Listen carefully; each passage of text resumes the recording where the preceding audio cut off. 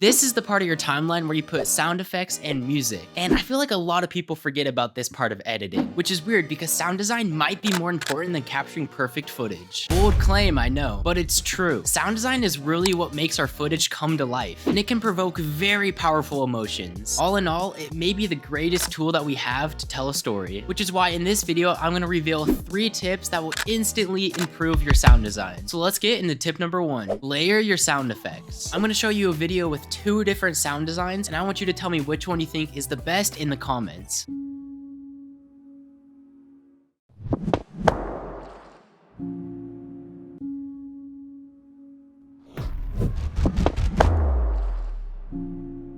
Now the difference between the 2 clips is one just had more sound effects, which created more depth. Now a huge disclaimer, before you go and just put sound effects left and right on your timeline, listen to this. Your sound effects should support the music, the story, the visuals, or I mean ideally all 3. Going back to the 2 videos, I had a feeling that you chose video B, and let me tell you why. Well, on that video, I placed some running, water splashes, and boom sound effects to emphasize the visuals. Then I also placed some suck back risers to give the moment more flair, but to also emphasize the quick change back to a more slow and relaxed pace. Now, in order to do the first tip, you have to have sound effects in the first place, which brings us to tip number 2, use effects. For my recent Subaru spec ad, I was looking for a very specific sound for the intro. I found this knife effect, but it wasn't exactly what I was looking for. But I knew by using these effects, I could get it to sound exactly like I was looking for. There are 3 effects in Premiere Pro that I am constantly using. Obviously, this isn't a one-size-fits-all and there's more effects, but these are just my personal favorites. The low pass filter, the pitch changer, and the reverb effects. So here it is without the low pass filter.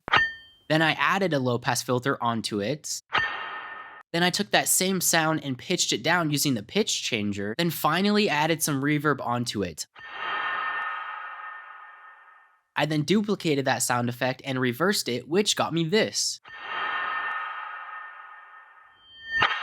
The effects that I applied to the original sound made a huge difference, as you can tell. The next tip is to mix. Mixing will make sure that your sound effects and music are perfectly balanced throughout your entire video. Let's say that this blue clip is music and the green one is a sound effect. To start mixing, I'm going to create 2 subtracks. Then I'm going to go to the audio track mixer and take the blue clip and bind it to the music submix. Then I'm going to take the green clip and bind it to the sound effects submix. Then I'll go through the video making keyframes, either lowering or raising the volume of each submix. When you make a keyframe on your submix, it either raises or lowers all the tracks that are bound to that submix, which, as you can guess, will save you a lot of time instead of individually adjusting each sound effect or each part of the music. Now, all this may sound like a lot, and you might be thinking it's going to take you forever to do this, which is why you should watch this video next.